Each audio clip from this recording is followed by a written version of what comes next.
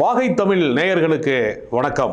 கர்நாடகாவிலே ஒரு மிகப்பெரிய பிரச்சனை, பாலியல் ரீதியான ஒரு பிரச்சனை இந்தியா முழுமைக்கும் ஒரு மிகப்பெரிய அதிர்வலைகளை உண்டாக்கி இருக்கிறது. முன்னாள் பிரதமர் தேவகவுடா அவர்களுடைய பேரன் பிரஜ்வல் ரேவண்ணா என்று சொல்லக்கூடிய வெறும் 33 வயது இளைஞர். அவர் ஹாசன் தொகுதி என்கிற தொகுதியிலே இப்பொழுதும் அவர் நாடாளுமன்றத்தினுடைய உறுப்பினராக இருக்கிறார். அவர் மீது ஒரு பாலியல் குற்றச்சாட்டு பதிவாகியிருக்கு. வழக்கமாக ஏதாவது ஒரு பெண் சம்பந்தமான பாலியல் குற்றச்சாட்டுகளை நம்ம பார்த்துருப்போம். ஆனால் இவர்கள் குறிப்பிடக்கூடிய எண்ணிக்கை பயங்கர அதிர்ச்சியாக இருக்கிறது. 2976 பாலியல் வீடியோக்கள் பதிவாகி இருக்கிறது. அது பெண்களை தவறாக பயன்படுத்துவது என்பதை தாண்டி அந்த பாலியல் ரீதியான செயல்பாட்டுகளை கேமராவிலே பதிவு செய்து வைத்துக் கொள்வது அப்படிங்கிற ஒரு இடத்திற்கு அவர்கள் நகர்ந்திருக்கிறார்கள். இது என்ன காரணம்னு பார்த்தா, அந்த பெண்கள் தனக்கு எதிராக புகார் கொடுத்தால் அதை சமூக வலைதளங்களிலே வெளியிட்டு உன்னுடைய பெயரை கெடுத்து விடுவேன், உன்னால் நடமாடவே முடியாது என்று சொல்லக்கூடிய அச்சுறுத்தலுக்காக வேண்டி இது மாதிரியான பதிவுகளை அவர்கள் செய்திருக்கக்கூடும். இதனால் சமூக விரோதிகள் வழக்கமாக செய்யக்கூடிய ஒரு முக்கியமான ஒரு விஷயம். ஏனென்றால் பொள்ளாச்சியிலே இருக்கக்கூடிய இளம் பெண்களை அங்க இருக்கக்கூடிய அதிமுகவை சேர்ந்த ஒரு மாணவரணியினுடைய ஒரு செயலாளர் இது போன்ற அந்த இளைஞர்கள் கூட்டு பாலியல் வன்புணர்வு செய்தார்கள் என்கிற பிரச்சனை வந்த போது அமைச்சர்களோடு அவர்கள் தொடர்பிலே இருந்திருக்கிறார்கள். அந்த அளவுக்கு தான் அவர்கள் இருந்திருக்கிறார்கள். அவர்களே இதே முறையை தான் பின்பற்றினார்கள். இதே மாதிரி தான் அங்கேயும் நடந்தது. ஆனால் இது ரொம்ப அத்துமீறி என்னவாக இருக்கிறது என்று சொன்னால், ஏறத்தாழ 3000 கிட்ட அவர்கள் இந்த மாதிரியான பாலியல் வீடியோக்களை பெண்களை சீரழித்திருக்கிறார்கள். பாதிக்கப்பட்ட பெண்கள் புகார் கொடுக்க போன போது கூட அங்கு வழக்கு பதிவு செய்யப்படவில்லை. தேவகவுடாவினுடைய மகன் ஏற்கனவே குமாரசாமி கர்நாடகத்தினுடைய முதலமைச்சராக மதச்சார்பற்ற ஜனதா தளத்தினுடைய தலைவராகவும் இருந்திருக்கிறார். அவருடைய இன்னொரு சகோதரருடைய மகன் தான் இந்த பிரஜ்வல் ரேவண்ணா என்பவர். அவர் ஹாசன் தொகுதியில் எம்பியாக இருக்கிறார். அவங்க அந்த தொகுதி சார்ந்தவர்கள் யாராவது இவரிடத்திலே ஏதாவது கோரிக்கை வைக்க போனால், வேலை வாய்ப்பு சம்பந்தமாக அல்லது அந்த பகுதியினுடைய பிரச்சனை சார்ந்து போனால், அது பெண்களாக இருக்கும் பட்சத்தில் அவர்களை பாலியல் ரீதியாக பயன்படுத்திக் கொள்வது, அவர்களை பாலியல் ரீதியாக அவர்களை உடன்பட வைப்பது என்பதை அவர் தொடர்ச்சியாக செய்திருக்கிறார். அது மட்டுமல்ல, வீட்டு பணிப்பெண்ணாக இருக்கக்கூடியவரை அந்த பிரஜ்வாலினுடைய தந்தையும் அந்த ரேவண்ணா என்று சொல்லக்கூடியவரும் இதே செயலில் ஈடுபட்டிருக்காரு.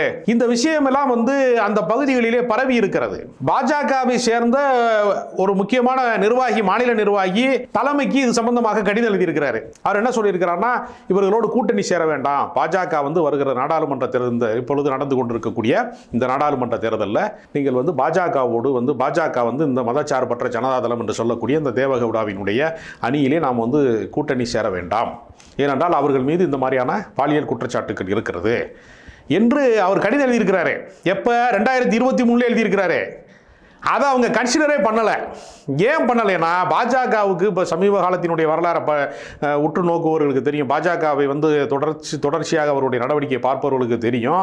மல்யுத்த வீராங்கனைகளுக்கு பாலியல் ரீதியாக தொந்தரவு செய்தவர்கள், துன்புறுத்தியவர்கள் அங்கே நாடாளுமன்ற உறுப்பினராக இருக்காங்க. அவர் மீது எந்த விதமான நடவடிக்கையும் இல்லை. அது மட்டும் கிடையாது, காஷ்மீரில் ஆசிபா என்கிற ஒரு சிறுமி கோவிலிலே வைத்து வன்புணர்வு செய்து கூட்டு பாலியல் வன்புணர்விலே கொலை செய்யப்பட்டிருக்கிறாள். மணிப்பூரிலே பெண்களை நிர்வாணமாக, மிக மோசமாக பாலியல் வன்புணர்வு செய்து நிர்வாணமாக அழைத்து பாரத மாதாவை பற்றி பேசிக் கொண்டிருக்கிற அதே கட்சி தான் பெண்களை அவ்வளவு பெரிய இழிவு செய்திருக்கிறார்கள்.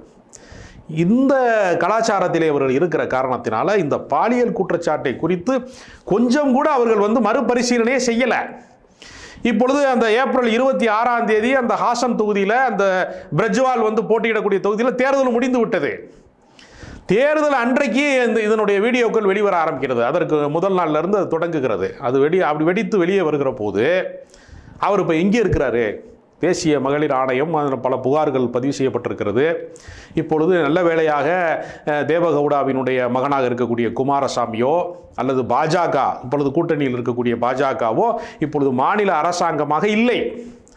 இப்பொழுது காங்கிரசினுடைய அரசாங்கம் இருக்கிறது. சித்தராமையா இருக்கிறாரு. காங்கிரசினுடைய அரசாங்கம் இருக்கிற காரணத்தினால இந்த வழக்கு இப்பொழுது உயிர் பெறுகிறது. இவ்வளவு நாளா, ஏன்னா 2976 பாலியல் வன்புணர்வுகளில் ஈடுபட்ட ஒருவன் இதை ஒரு சில மாதங்களோ ஒரு சில வருடங்களோ கூட இருந்திருக்க முடியாது. இது மிக நீண்ட காலமாக இந்த தவறுகள் நடந்து கொண்டே இருக்கிறது. அது வெளிச்சத்துக்கு வருவதற்கு, அது ஒரு புகாராக வடிவம் எடுப்பதற்கு இந்த அதிகாரம் தடையாக இருந்திருக்கிறது.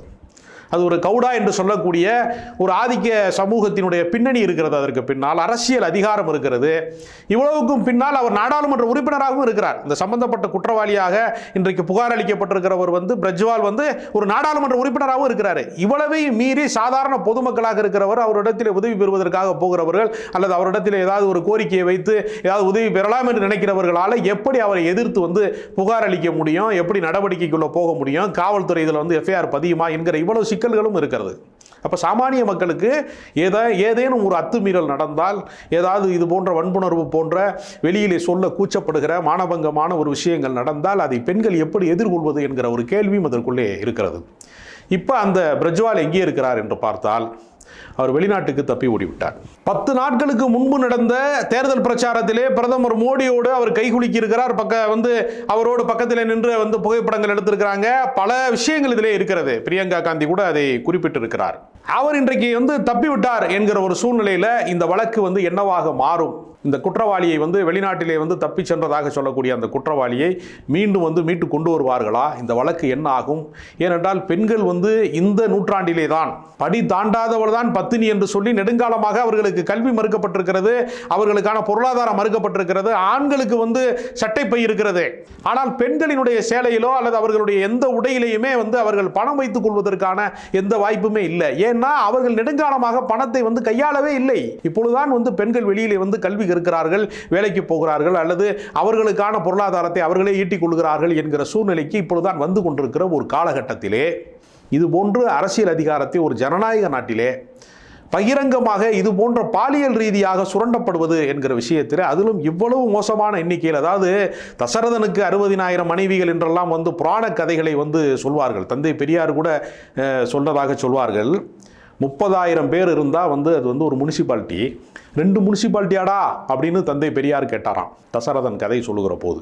அப்போ இவ்வளவு ரீதியாக, பாலியல் ரீதியாக இவ்வளவு ஒரு 3000க்கு கிட்ட பெண்கள் பாதிக்கப்பட்டிருக்கிறாங்கன்னா, இவ்வளவு பேர் பாதிக்கப்படுகிற போதும் அவர்களால் அதை சொல்ல முடியவில்லை, அதை வெளியில் சொல்ல முடியலைன்னா அவர்கள் எந்த அளவுக்கு மிரட்டப்பட்டிருப்பார்கள், எந்த அளவுக்கு அச்சுறுத்தப்பட்டிருப்பார்கள், அவர்கள் ஏன் அதை சொல்ல முடியவில்லை? அதில் பாதிக்கப்பட்ட பெண்கள் சொன்னால் அவளை அந்த யார் பாதிக்கப்பட்டார்களோ அவர்களையே சமூகம் ஒழுக்கம் கெட்டவளாக பார்க்கக்கூடிய ஒரு சூழ்நிலை இருக்கிறது.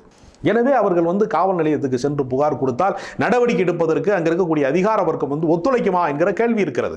எனவே இந்த பொள்ளாச்சி வழக்கு இப்பொழுது சிபிஐக்கு மாற்றப்பட்டிருக்கிறது. இன்றும் கூட அந்த குற்றவாளிகள் தண்டிக்கப்படுவதற்கான ஒரு நம்பிக்கை நமக்கு இன்றும் தோன்றவில்லை. சில பேர் கைது செய்யப்பட்டிருக்கிறார்கள், முழுமையாக அந்த விசாரணை முடிவடையவில்லை. அப்படிப்பட்ட அந்த சூழ்நிலையில் இவ்வளவு பெரிய அதிகார பலம் மிக்கவர்களாக, ஏறத்தாழ தேவகவுடா அவர்களுக்கு 90 வயது, அவர் பிரதமராக இருந்திருக்கிறார், பல முறை நாடாளுமன்ற உறுப்பினராக இருந்திருக்கிறார், பல அதிகாரங்களை அவர்கள் சுவைத்திருக்கிறார்கள். அப்படிப்பட்ட அதிகாரத்தினுடைய ஒரு புகழினுடைய உச்சியிலே இருக்கக்கூடியவர்களுடைய வீட்டிலே இருக்கிறவர்கள் இப்படிப்பட்ட அத்துமீறலிலே ஈடுபட்டால் அதை கேட்பதற்கு மற்றவர்கள் அச்சப்படுவார்கள், அந்த நடவடிக்கைக்கு அதிகார வர்க்கம் அஞ்சும் என்கிற காரணத்தினால இவ்வளவு தைரியமாக அவர்களால் நடந்து கொள்ள முடிகிறது. எனவே இதற்கு என்ன சட்ட நடவடிக்கை? இது சம்பந்தமாக பாஜகவை சேர்ந்தவர்கள் இதுவரைக்கும் யாருமே கண்டனத்தை தெரிவிக்கவில்லை. பாஜகவை சேர்ந்த பெண்கள் பல பேர் அங்கே இருக்கிறாங்க, அவர்கள் யாராவது கண்டனம் தெரிவித்திருக்கிறார்களா? இதை மௌனமாக கடந்து போகிறார்கள். இன்னும் தேர்தல் முடிவுக்கு வரவில்லை. கர்நாடகத்திலே ஒரு கட்ட தேர்தல் தான் இருக்கு, இன்னொரு மறுகட்ட தேர்தல் இன்னும் இருக்கிறது. ஏப்ரல் 26ஆம் தேதி நடந்து முடிந்த அந்த நாடாளுமன்ற தேர்தலிலே அவர் போட்டியிட்டு இருக்கிறார். ஒருவேளை இந்த வீடியோ வெளிவதற்கு முன்பு அவர் மீது மக்கள் ஒருவேளை அபிமானம் வைத்திருந்து அவரை வெற்றி பெற செய்து விட்டால், ஒருவேளை பாஜகவிற்கு இப்பொழுது வெற்றி வாய்ப்பு இல்லை என்கிற கருத்து கணிப்புகளும் பல கருத்து கணிப்புகள் சொல்லுகிறது. ஒருவேளை பாஜகவிற்கு மீண்டும் அதிகாரம் இவரும் நாடாளுமன்ற உறுப்பினராக தேர்வு செய்யப்பட்டால் அந்த பெண்களினுடைய நிலை என்னாகும் என்கிற கேள்வி இதற்குள்ள மிக முக்கியமானதாக இருக்கிறது. இது குறித்து ஏன் மோடி அவர்கள் வாய் திறக்கவே இல்லை? இப்படிப்பட்ட ஒரு பாலியல் ரீதியாக பெண்கள் துன்புறுத்தப்பட்டது சம்பந்தமாக ஒரு புகார் வருகிற போது அதை கண்டனம் தெரிவித்து ஏன் பாஜகவை சேர்ந்த முக்கியஸ்தர்கள் யாரும் பேசவே இல்லை என்கிற ஒரு கேள்வியை பிரியங்கா காந்தி அவர்கள் எழுப்பியிருக்கிறார்கள். அப்ப இப்பொழுதுதான் குமாரசாமி சொல்லுகிறார், அவரை நாளை கட்சியிலிருந்து நான் நீக்குகிறேன் என்று அவர் சொல்லுகிறார்கள். இந்த புகார் ஏற்கனவே அவர்களுக்கு தெரிந்திருக்கிறது.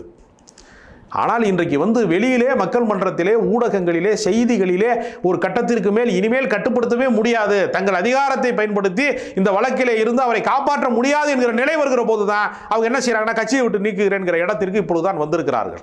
அப்ப அதிகாரத்தினுடைய அதிகாரத்தினுடைய உச்சியிலே இருக்கிறவர்கள் எதை வேண்டுமானாலும் செய்ய முடியும், எந்த தவறை வேண்டுமானாலும் செய்ய முடியும், எந்த விதமான அதிகார துஷ்பிரயோகத்தை செய்ய முடியும், யாரை வேண்டுமானாலும் பாலியல் ரீதியாக துன்புறுத்த முடியும், யாரை வேண்டுமானாலும் யூசல்துறவாக பயன்படுத்த முடியும் என்கிற நிலைமை இருக்கிறது. இன்றைய காலகட்டத்திலே கூட இவ்வளவு ஜனநாயகமும் இவ்வளவு அறிவியல் வளர்ச்சியும் இவ்வளவு பெரிய மாற்றங்களும் நிகழ்ந்த பின்பு கூட இப்படிப்பட்ட ஒரு சூழ்நிலை தான் நீடிக்கிறதா என்கிற கேள்வி பெண்களின் பாதுகாப்பு குறித்து கேள்வி எழுப்புகிறவர்களுக்கு மிக மிக ஒரு முக்கியமான ஒரு சவாலாகத்தான் இந்த காலகட்டம் இருக்கிறது.